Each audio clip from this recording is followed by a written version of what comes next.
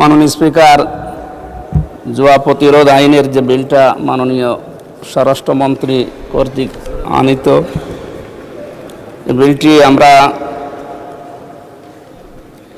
150 বছরের পুরাতন শুনলাম। এর আগে কোরআনে কারিম 1500 বছর আগে নাজিল হওয়া কিতাব।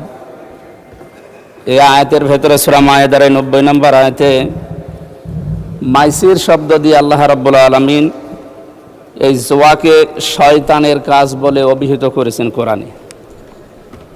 আমার মনে হয় 1972 সালে বা 71 সালে যে সংবিধান রচনা হয়েছিল, ওই সময় এই বিলটা যদি এই সংসদে কার্যকর অবস্থায় থাকতো, তাহলে জুয়ার কারণে আমাদের পরিবার, সমাজ এবং রাষ্ট্রের যে অবস্থা আজ, এই অবস্থা আমাদের দেখতে হতো না।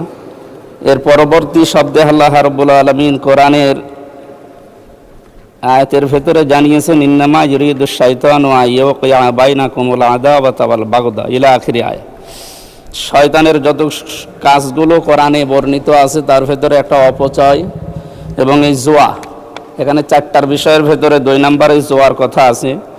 সুতরাং আমরা শয়তানের এই কাজগুলোর দ্বারা তার উদ্দেশ্য হচ্ছে ব্যক্তি, পরিবার এবং সমাজ, রাষ্ট্রের মানুষের ভেতরে অস্থিতিশীল অবস্থা এবং অন্যায় প্রবণতা, বিশেষ করে এখানে 2টা শব্দ দেওয়া আছে, শত্রুতা এবং হিংসা বিদ্বেষ ছড়িয়ে দেওয়া।